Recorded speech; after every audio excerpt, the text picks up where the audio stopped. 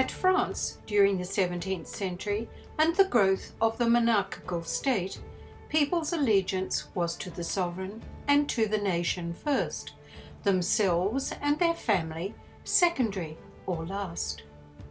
Louis XIV had practiced the divine right of kings decisively at Versailles. The strict disciplines of order that he had imposed on everything and everybody was reflected in the symmetrical disposition of its architecture, its interiors, and its highly formalized landscaping style. The Sun King died shortly before his 77th birthday in September 1715. Philippe, the Duc de Orleans, became regent over the future Louis XV, who was only 5 years of age. As soon as possible, the Duke removed the French court and seat of government from Versailles to his own residence at Paris, the Palais Royale. He formed an allegiance with England, Austria and the Netherlands and fought a successful war against Spain, establishing conditions for a European peace. Parisian craftsmen were kept very busy, creating new and lavish surroundings for the regent and his entourage. He set an example for that of a pleasure-seeking lifestyle.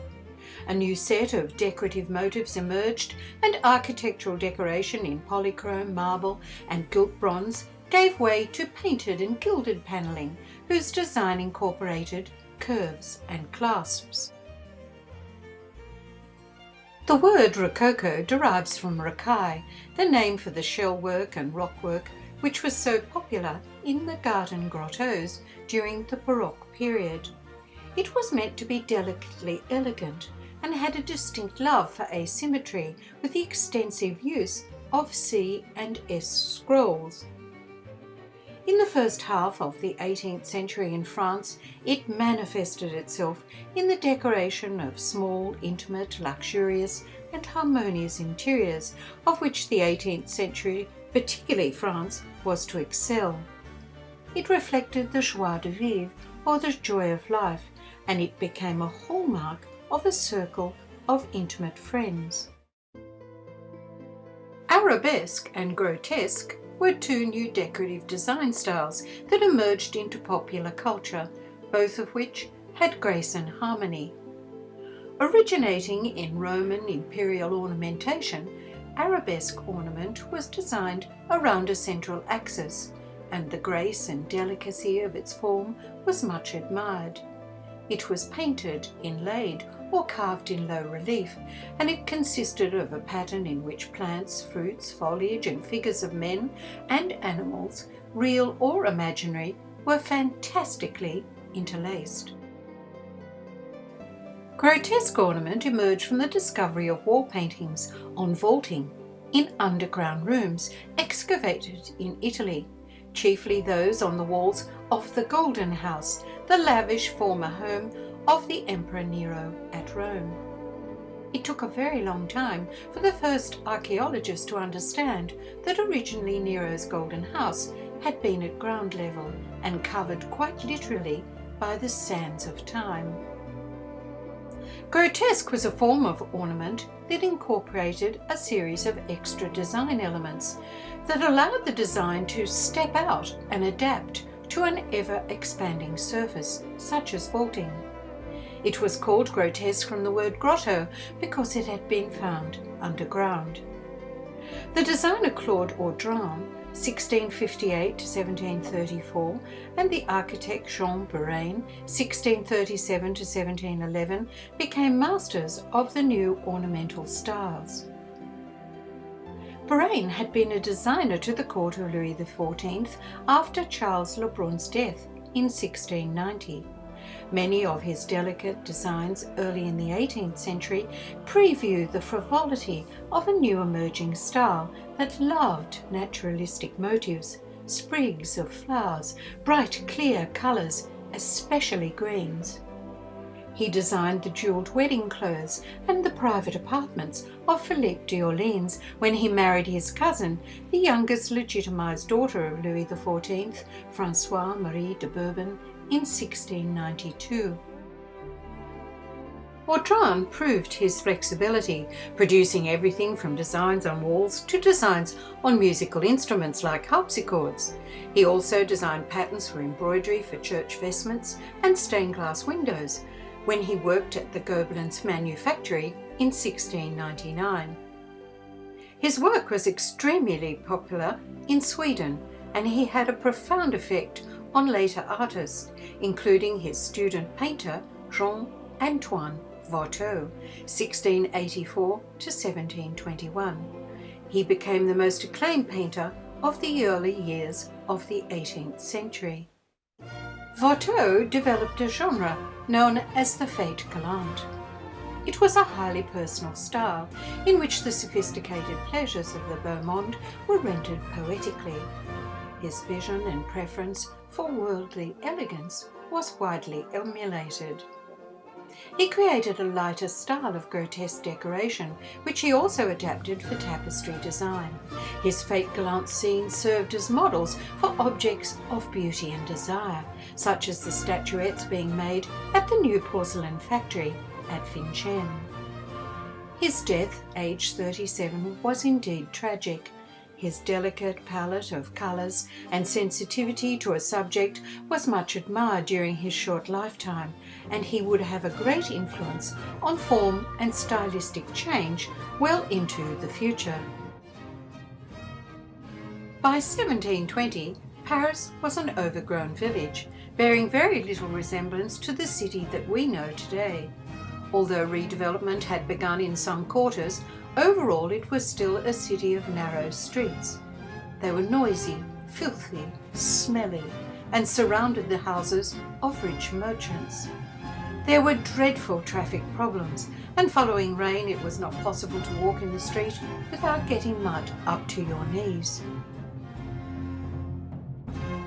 Europe's economies were all buoyant, and princes and important noblemen, as well as dukes, required magnificence around them. Subsequently, they built lavishly, and it's notable that from about 1720, panelled rooms began to acquire more sinuous forms. The 18th century was the aristocratic century at France. When Louis XV ascended to the throne, he was required to share the limelight with his nobles and to take notice of the thoughts and wishes of the expanding bourgeoisie or middle classes. They were becoming more and more influential. They were gaining an education, questioning established ideas of thought. In this milieu, women presided over salons, influential salons, in which the art of conversation was practiced and refined. Poetry reflected and questioned established social mores, engendering intellectual discussion and the reading of it amongst friends, and this pastime became extremely fashionable. It was about the art of living well. Our painting of a salon contains a group of friends gathered together in an air of relaxed informality. They are in the drawing room of a cultivated banker, enjoying a poetry reading. The room is furnished in the latest taste, the low easy chairs in a new style, perfectly designed for genuine relaxation. 3 of these are covered in silk damask en suite with the walls. 2 are made of needlework or tapestry, perhaps brought in from the room next door. The silk on the walls is surrounded by a gilded fillet or moulding. A low glazed bookcase has a handsome bronze clock on it, and the doorway has a portiere. The paravent or screen protects the company from draughts. It is decorated with arabesque copied from a suite of engravings by Antoine Votto, published in 1728. The mirror over the fireplace supports asymmetrically designed candle holders, which are refracting the light. Those in the corporate sphere, especially financiers, mingled easily with older nobles, making their voices heard alongside intellectuals who stimulated others and their creative ideas. In 1723, the Duc d'Orleans died, and the Duc de Bourbon replaced him briefly as the young Louis XV 1710 to 1774, was now technically of age. In 1725, Louis, aged 15, married Maria Leszczyńska, daughter of the deposed King of Poland. In 1726, he replaced the Duc de Bourbon with his former tutor, the Cardinal de Fleury, who then governed France until his death in 1743 at the age of 90. André Hercule de Fleury was frugal and very prudent. During his 17 years of government, the country recuperated from the ambitions of Louis XIV and the extravagances of the Regent. By 1738, there was a surplus in the budget. Louis XV inherited national prosperity. The people described him as the well-beloved and had very high expectations of his rule. He was obliged finally to face up to his responsibilities when he was 33, with Fleury's death. Although well-intentioned, he did not have Louis XIV's application or industry. He was uninterested in politics or administration and seemed to lack the ideals or ideas necessary to reform effectively the inequitable system that he inherited. Initially, his marriage was happy, and he and Maria had 10 children. However, this did not help dispel concerns about the future of the dynasty, because out of the 10 children, there were only 2 sons. As it turned out, only one would survive to adulthood, Louis Ferdinand de France. As Dauphin, he had 8 children by 2 wives before dying of consumption, while his father was still alive, leaving his eldest son to become his father's heir. At Paris by now, the wealthy middle-class owners were seeking to turn a profit on every square inch of land. Building codes were virtually non-existent, and bribery and corruption were rife. Many apartment buildings were accessed through alleyways that were closed at night. They became a public theatre where behaviour and habits were shaped by inescapable promiscuity. Sharing toileting facilities with outdoors must have made life difficult and very unpleasant all of the time. In many buildings, the gentry occupied the 2nd through to the 5th floors, with the workers housed on the 1st floor above their workshops or boutiques below. It would become inevitable that the bourgeoisie, as they increased their wealth and status, would decamp to the west of the city, retreating into splendid new hotels that were custom-built to provide lodgings in a series of apartments, often for members of one family and/or their closest of friends. The extended family unit was the mainstay of social life.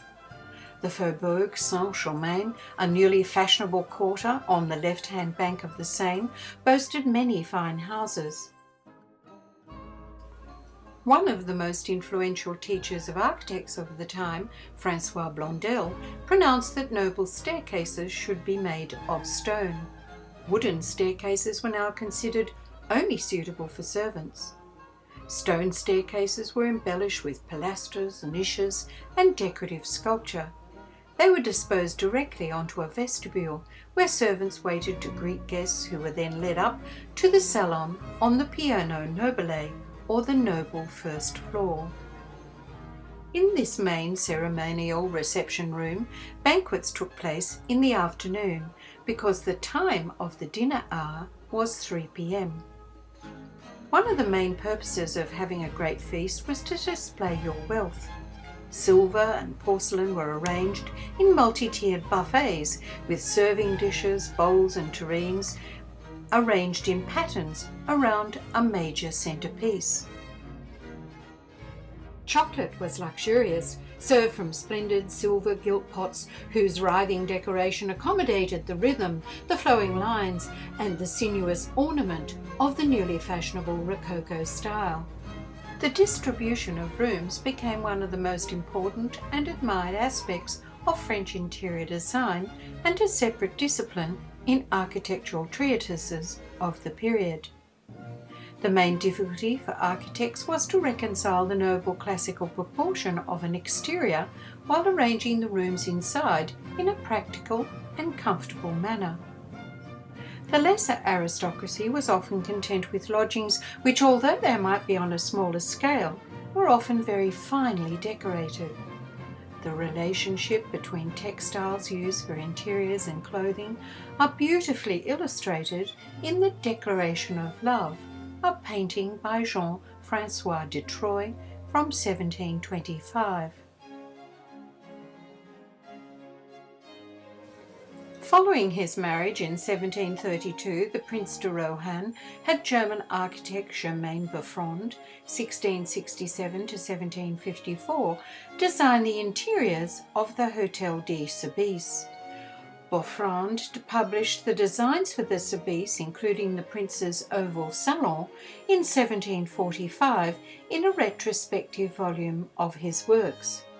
The boiseries or panelled walls were of softly flowing sensuous shapes, which really seemed to have no fixed points at all. The Rococo style was all about movement. Completed in the late 1730s, this is one of the few surviving and most satisfying of all French Rococo interiors. The prince's bedchamber had a state bed in an alcove, hung with tapestry with designs by painter Francois Boucher, the pictures suspended with cords and huge tassels. The principessa's bedchamber lay above that of her husband's. Decorated in a particularly sumptuous manner, her state bed had a flying tester, and it stood behind a balustrade, an idea redolent of the Louis XIV period. The morning toilette was an integral aspect of a lady's dressing routine. It provided a perfect excuse for purchasing a collection of boxes for jewellery, powder, beauty spots and brushes. These could be acquired along with a small service for the taking of tea intimately with friends in your boudoir.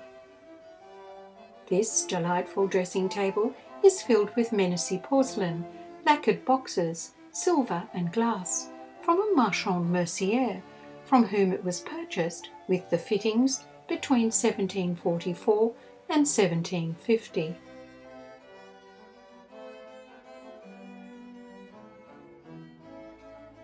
This console table is an entirely successful piece of furniture in the Rococo style. It is well balanced and harmonious in its proportions and was designed by Nicolas Pineau, 1684 to 1754. He was a French carver and ornamental designer who worked in both Paris and St. Petersburg. The detailing of C and S scrolls is beautifully balanced across its front apron, and the Dauphin on its stretchers is a favourite Rococo motif. Songeries became extremely popular. This was a type of decoration that had as its main theme monkey figures, often dressed in human clothing, aping the actions of men, going hunting, smoking, or, as here, dancing. Christopher Huet, Claude Audran, and Jean Bourbon are all French designers associated with Songeries, which were painted on walls and produced in both porcelain and faience. The ones by Huet are in the Monkey Room at the Hôtel de Rohan. Monkeys had figured in European art since the Middle Ages, but the vogue for their use in interior decoration began late in the 17th century, reaching the height of popularity during the Rococo period, especially when they became associated with the fanciful style chinoiserie. It was the ultimate outcome and expression of a peculiar preference for pagodas, porcelains and priceless possessions passionately pursued in England and Europe for over 4 centuries. It combined flirtation, fantasy, frivolity and folly with a complete lack of pomposity. It used clear, bright colours which had both amusing and fantastic qualities and displayed a preference for asymmetrical design, as did the Rococo style. This aspect offered everyone a rest from the strict formality and relentless perfection demanded by a classical repertoire such as that of ancient Greece and Rome. It became popular because it was about having fun during a time when peace was an important aspect of the political agenda. It was in 1745 that Germain Boffrand said, "The character of the master of a house can be judged by the manner in which it is arranged, decorated, and furnished."